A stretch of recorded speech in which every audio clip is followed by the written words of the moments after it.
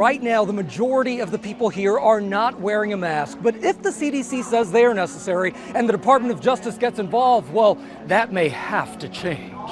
So many travelers across the country tossing the masks. I think it's wonderful. In fact, I'm ecstatic. But now the Department of Justice saying, not so fast, confirming it will appeal a federal judge's ruling to strike down the mask mandate if the CDC believes that mandate is still necessary.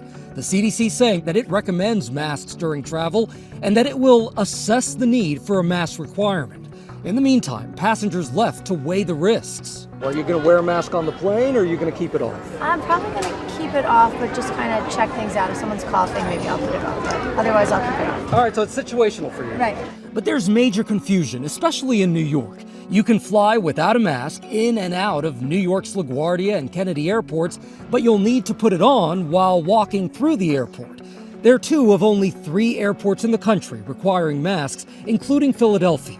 Uber and Lyft also lifting that mask mandate, and some parents whose children aren't eligible for a vaccine also concerned. But my wife, who's pregnant, and my 4-year-old daughter, who's not yet old enough to be vaccinated, flew out to California thinking that the mask mandates would be in effect on both legs of our trips.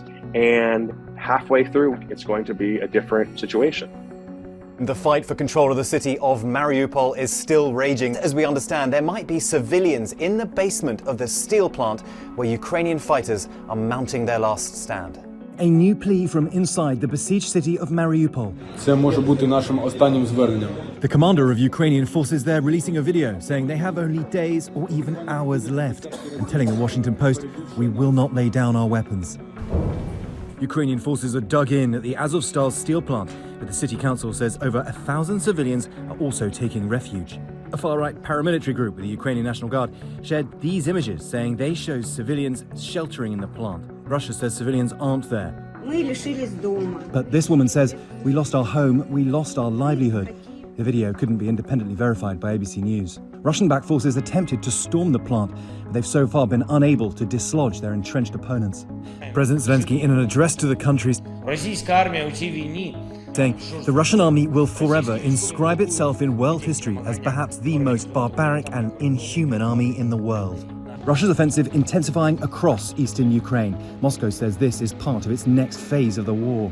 A senior US defense official saying the fall of Mariupol and the Donbass are not inevitable and that military aid from the US and others is making its way east, making it into the hands of Ukrainian fighters. Resistance here takes many forms. Vitaly's farm is close to the Russian front, but he plows on. Russians are bombing your farm.